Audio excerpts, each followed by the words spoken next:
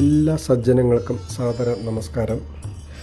ഇന്ന് ഞങ്ങൾ വന്നിരിക്കുന്നത് പശ്ചിമഘട്ട മലനിരകളുടെ താഴ്വാരത്തുള്ള ഒരു മനോഹരമായ സ്ഥലത്താണ്. എവിടെയാണെന്നല്ലേ, കോയമ്പത്തൂരിലെ പെരിയ തടാകം, ശ്രീ അനുവാവി ആഞ്ജനേയർ നന്ദവനം.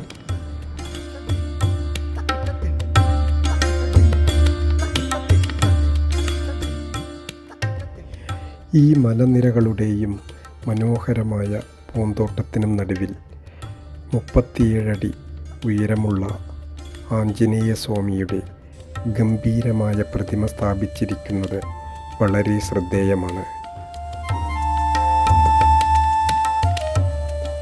വേദാന്ത തത്വചിന്തയിൽ ശ്രദ്ധ കേന്ദ്രീകരിക്കുന്ന ഈ ക്ഷേത്രം ആരാധനയ്ക്കും ധ്യാനത്തിനും അനുയോജ്യമായ ശാന്തത നിറഞ്ഞ ഒരു സ്ഥലമായിട്ടാണ് ഇവിടെ എത്തുന്നവർ ഇതിനെ വിശേഷിപ്പിക്കുന്നത്.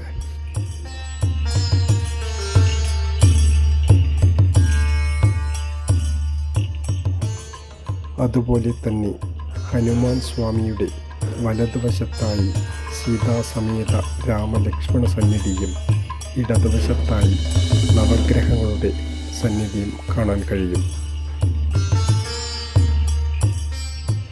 ഈ നന്ദവനത്തിന് തൊട്ടടുത്ത് മലമുകളിലായിട്ടാണ് അനുവാവി ശ്രീ സുബ്രഹ്മണ്യ ക്ഷേത്രം സ്ഥിതി ചെയ്യുന്നത്.